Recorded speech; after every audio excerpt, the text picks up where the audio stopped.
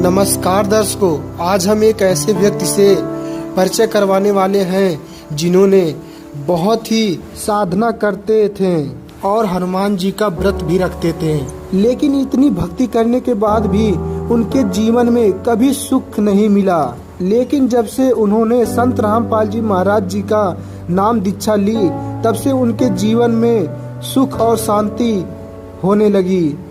यहाँ तक कि वह कई महीने जेल में भी थे और उनकी फांसी भी होने वाली थी, लेकिन संत रामपाल जी महाराज जी के नाम दीक्षा लेने से पूर्ण रूप से सुख और शांति का जीवन यापन कर रहे हैं। आइए आपको सुनाते हैं हरि राम की कहानी, उन्हीं की जुबानी। नमस्कार दर्शकों, स्वागत है आपका हमारे एक और नए वीडियो के अंदर। तो आज हम जानने वाले हैं, एक हमारे साथ भक्त जी जुड़े हैं, उनके बेहद खास अनुभव जो कि बहुत ही अद्भुत हुए हैं, जिनको साक्षात परमात्मा जी के दर्शन हुए हैं। तो चलिए जानते हैं उन्हीं की जुबानी। तो नमस्कार जी। नमस्कार सर। सर जी, क्या नाम है जी आपका? हरि राम दास, टीकमगढ़ एमपी। अच्छा, तो अलीराम जी, आप यहाँ पे आज आए हो तो किस उपलक्ष्य के अंदर आए हो आप यहाँ पे सतलोक आश्रम के अंदर? सतलोक आश्रम में आज हम भंडारे में आए हैं। 6, 7, 8 फरवरी परमात्मा जी का भंडारा, कबीर परमात्मा जी का भंडारा देखने के लिए आए हैं, यहाँ भंडारे में शामिल होने के लिए। तो जी, आपने संत रामपाल जी महाराज जी से नाम दीक्षा ले रखी है जी? हाँ जी, संत रामपाल महाराज जी से दीक्षा 2019 10 अक्टूबर 2019 को ली थी। तो जी, संत रामपाल जी महाराज जी से आपने दीक्षा 2019 को ली थी, तो दीक्षा लेने का क्या कारण रहा? तो आज के टाइम के अंदर बहुत बड़े बड़े महामंडलेश्वर संत हैं, आचार्य हैं, मंडलेश्वर हैं और बहुत ही अन्य विद्वान लोग हैं और विद्वान संत हैं, तो उनको छोड़कर एक आप हरियाणा के अंदर संत रामपाल जी महाराज जी से दीक्षा क्यों ली? क्या कारण रहा? कहीं आपको यह नहीं लगा कि मैंने गलत आ गया या मैं गलत भक्ति लाइन में चला गया? नहीं सर, ये मेरे को बिल्कुल नहीं लगा है, क्योंकि मैं सभी देवी देवताओं की भक्ति करता था, सभी हनुमान जी, शंकर जी और ब्रह्मा विष्णु महेश सभी की भक्ति करता था, लेकिन हमको कोई लाभ नहीं मिलता था। जब हमारे भगत जी, कन्हैया दास भगत जी ने हमारे गांव के, उनने एक ज्ञान गंगा पुस्तक दी, संत रामपाल महाराज जी से लिखित पुस्तक। बोले, भगत जी इस पुस्तक को पढ़ो तो तुम्हारे सब दुख दूर हो जाएंगे। मैंने कहा, मैं कैसे ऐसे मान सकता कि ऐसे? बोले, परमात्मा शरीर है, आदमी जैसा रूप है और परमात्मा अच्छी आत्माओं को मिलता है। तो जी, एक बात और पूछना चाहूँगा कि जितने भी वर्तमान के धर्मगुरु हैं, जितने भी महामंडलेश्वर है, आचार्य हैं, वो ये कहते हैं कि जो भगवान है वो निराकार है, जिसका कोई आकार नहीं है। तो दूसरी तरफ आप कहते हो कि परमात्मा साकार है, ये कहाँ तक उचित है जी? तो वही तो भगत जी मैं बता रहा हूँ कि जो साकार और निराकार की बात चली, तो मैंने भगत जी से कहा कि भगत जी, अगर परमात्मा साकार है तो मैं इस ज्ञान गंगा को पढ़ूंगा। जब मैंने वो ज्ञान गंगा पुस्तक पढ़ी और उसमें जब मैंने देखा कि ओम तत्सत, तो मैंने कहा मेरे को तो मंत्र मिल गया, मैं अब क्यों दीक्षा लूँ? तो मैं ओम तत्सत कहने लगा और हमारे ऊपर कहर टूटने लगे, मतलब हम परेशान होने लगे। तब जब परमात्मा, मैंने कहा वास्तव में परमात्मा आप हैं, तो जब आप हमको मिलेंगे तब हम आपका नाम लेंगे, नहीं तो नाम नहीं लेंगे। सहशरीर मिलेंगे, जब उसमें लिखा है कि परमात्मा सहशरीर आदमी जैसा रूप है और आकर के अच्छी आत्माओं को मिलता है, तो मैंने कहा कि परमात्मा जब आप मेरे को मिलेंगे तभी मैं नाम लूँगा, वरना नाम नहीं लूँगा। तो सर जी, मैं एक बार झांसी में मिस्त्री का काम करता था, तो साहू के मकान में ऊपर टीन सेट कर रहा था। वहाँ पर साहू जी ने कहा कि भाई मिस्त्री साहब, एक बाबा जी आए हैं और वो तुमको बुला रहे हैं। मैंने कहा कि भाई मैं कहाँ से इनको जानता, कहाँ से आए बाबा जी, कौन से? तो मैं नीचे उतरा आया और मैंने बाबा जी से दंडवत प्रणाम की। मैंने कि बाबा जी राम राम। मैंने, महाराज जी मैंने आपको पहचाना नहीं है, आप कहाँ के हैं, कौन है? बोले, भाई मैं इधर इलाहाबाद साइड का हूँ और आप बताइए आप कौन सा संकट, आपको कैसा क्या है? तो मैंने नाम तो लिया नहीं था, लेकिन मैंने भगत जी को देखा था कि भगत जी ऐसे राम राम करके बोलते थे। तो मैंने भगत जी के जैसे कहा, मैंने कि राम राम महाराज जी। तो महाराज जी ने बोला, हाँ बेटा बताओ, आप बीती अपने दिल की बात बताओ, क्या परेशानी है, कैसा क्या है?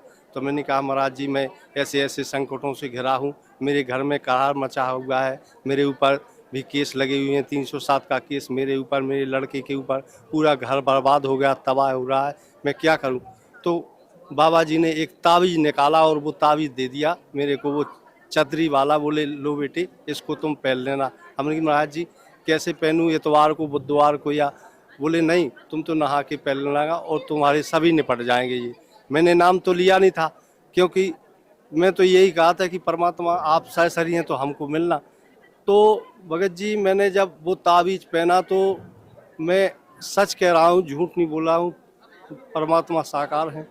वास्तव में भगत जी जब मेरी पहले पेशी थी तो मैं जतारा तहसील में गया और वो वकील कहने लगा कि भाई तुम्हारे ऊपर तो इतने केस हैं और ये 3-3 गांव के सरपंच बैठे हुए हैं, वो कह के तुम्हारे ऊपर तुम्हारे को तो जेल सजा होना है। तो मैंने कहा कि भाई नाम तो जब फ्रेश के बाद में नाम ले लिया था, तो मैंने कहा कि जब मेरे को सजा होना है तो मैं क्या करूं? तो बोले एक हनुमान जी के पास जाकर तुम कथा बचवा दो। मैंने कि मैं तो एक अगरबत्ती नहीं इस प्रकार से लगाऊंगा, जिस प्रकार से हमारे गुरुजी ने बताया है विधि विधान उसी प्रकार से मैं करूंगा और मैं कुछ नहीं करूंगा। तो उस वकील ने मेरे को एक वाणी बोली कि कवि साहब ने कहा है कि शिकारी आवेगा और जाल बिछावेगा और दाना डालेगा, खाओगे नहीं तो फंसोगे नहीं। तो मैंने भगत जी अपने दिमाग से, जब उतना दिमाग तो था नहीं, मैंने ऐसे ही कह दिया कि हमारे गुरुजी ने, संत रामपाल महाराज जी ने, हमारे परमात्मा बताए कवि साहब ने ये बोला है कि शिकारी आवेगा जाल बिछाएगा, और मैं ऐसा बेटा मंत्र दूंगा कि वो मंत्र का जाप करना, आपके सभी ये जाल टूट जाएंगे। तो इसके बाद में हाँ जी, परमात्मा साकार मिले और वो जज कुर्सी छोड़ के भाग गया। मैं जब वहाँ खड़ा हो गया और परमात्मा आए, बोले बेटा जाओ घर। और यही वो बाद में जब मैंने देखा, रोने लगा तो आंखें मिली तो वो जज सामने कुर्सी पर बैठ गया। फिर वो बोले बेटा हरिराम जाइए, क्यों खड़े हो? हमने कहा साहब, बोले आप बरी हो, जय हो बंदी छोड़ की। तो जैसा कि आपने बताया आपको अद्भुत लाभ हुए। आपको जो धारा कौन सी लगी हुई थी, 307 की धारा लगी थी, उसमें भी आप बाइज्जत बरी हो गए। और आपका जो पुत्र हैं उन पे भी यही धारा लगी हुई थी। हाँ जी, तो वो भी बाइज्जत बरी हो गए। तो आपकी आपकी सर्व समस्याओं का निवारण हुआ। तो आपकी सर्व समस्याओं का निवारण हुआ। तो बताइए जी, भगत समाज को आप क्या संदेश देना चाहते हो? भगत समाज को यही संदेश देना चाहता हूँ कि जब परमात्मा सरशरीर हैं, आदमी जैसा रूप है, फिर इसके बाद में भगत जी मैंने जब वो नाम लेने लगा तो वो ताबीज बताया। तो मैंने भगत जी से कहा, मैंने भगत जी ये ताबीज नहीं काटने दूंगा, ये तो हमारे बाबा जी का ताबीज है। तो भगत जी बोले कि भगत जी आपको विश्वास नहीं हो। तो मैंने भगत जी परमात्मा से जब उसी टाइम उधर बोला था कि महाराज जी आप कब मिलेंगे? आप बोले बेटा जितना मिलेंगे तुमको खुद मालूम पड़ जाएगा। जय हो बंदी छोड़ की जब परमात्मा मिले और साकार रूप में, फिर परमात्मा वो बोले इसी में उनकी फोटो है। जब नाम लेके फिर देखा कि परमात्मा ने कहा है, उसमें वाणी में बोला है कि कभी कबीरा साईं मिलेंगे पूछेंगे कुशलाद, और आदि अंत की सब कहो अपने दिल की बात।